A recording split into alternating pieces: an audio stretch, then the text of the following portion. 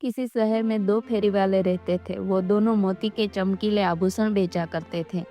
उनमें से एक ईमानदार था और दूसरा बेईमान। एक बार दोनों पड़ोस के शहर में अपना सामान बेचने गए। उस शहर में हीरो के सौदागर की एक बहुत बड़ी हवेली थी। अचानक व्यापार में घाटा हो गया और किसी कारणवश परिवार के बहुत सारे लोग कालग्रास बन गए। मात्र एक बच्ची और उसकी दादी जीवित बच गए थे। वो छोटा मोटा काम करके अपना जीवन पायन करते थे। उनके घर के दरवाजे पर बेईमानी फेरी वाले ने आकर आवाज दी, मोती के आभूषण ले लो। बालिका ने फेरी वाली की आवाज सुनकर मचलते हुए दादी से कहा, दादी मुझे एक आभूषण ले दो ना। दादी ने उसे समझाते हुए कहा, बेटी हम लोग बहुत गरीब है, घर में खाने के लिए अन्न भी नहीं है, आभूषण कहाँ से ले? मैं तुम्हें आभूषण कैसे खरीद कर दूं? बालिका को अचानक एक पुराने कटोरे की याद आई। उसने उस कटोरे को दादी को दिखाते हुए कहा, दादी देखो यह पुराना कटोरा, इसे बदलकर कुछ अच्छा ले लेते हैं। वो कटोरा उसके परदादा का था जो बहुत बड़े सौदागर थे।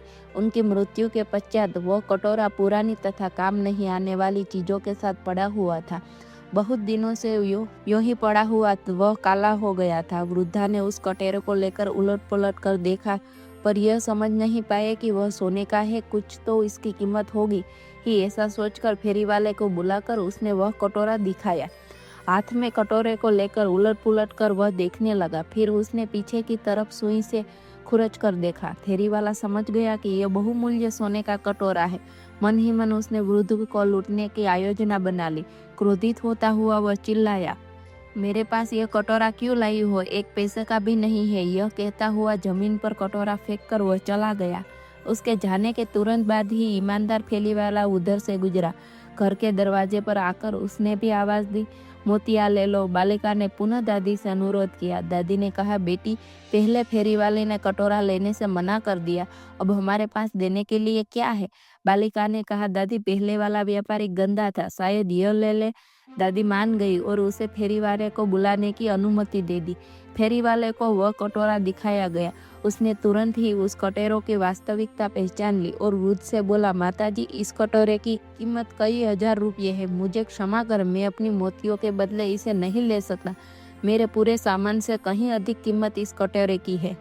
वृद्धा यह सुनकर आश्चर्यचकित रह गई। उसने कहा, श्रीमान आप यह क्या कह रहे हो? आपसे पहले दूसरा फेरी वाला आया था, उसने तो इसका मूल्य एक पैसा भी नहीं बताया था, उल्टा नाराज होकर उसे फेंक कर चला गया था। आपकी अच्छाई ने ही इसे सोने का बना दिया है, कृपया इसे आप ही रख ले। आपके सामान से भी जो भी अच्छा लगे मेरी बच्ची को दे दीजिए, हम लोग अति प्रसन्न हो गए। फेरी वाले ने अपना सारा सामान और 500 रुपये उस कटोरे के बदले में दे दिए और चला गया। तभी लालची फेरी वाला वापस लौटकर बेमन से सौदा करने आया। उसने वृद्ध से वह कटोरा लाने के लिए कहा। उसके लिए बदले में कुछ देने को वह राजी हो गया था। वृद्धा ने उसे धिक्कारते हुए कहा, तुर्त तुमने हमारे सोने के कटोरे को एक पैसे का भी नहीं बताया। यह तो अच्छा हुआ कि हमने तुमसे सौदा नहीं किया।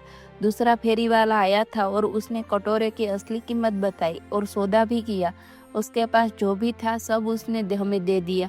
हम बहुत प्रसन्न हैं, तुमने आने में देर कर दी। यह सुनने ही वह क्रोध से आपे से बाहर होता हुआ चिल्लाया, हाय मेरा सोने का कटोरा, मैं तो लूट गया। उसने अपना सारा सामान फेंक दिया, अपनी कमीज फाड़ डाली, छाती पीटता हुआ नदी की ओर भागता चला गया। वहां उसका पैर फिसला और वह पानी के तेज बहाव में गिरकर डूब गया। ईमानदार फेरी वाला अपने घर वापस आ गया। उसने अपना शेष जीवन दान पुण्य तथा अच्छे कार्यों में व्यतीत किया।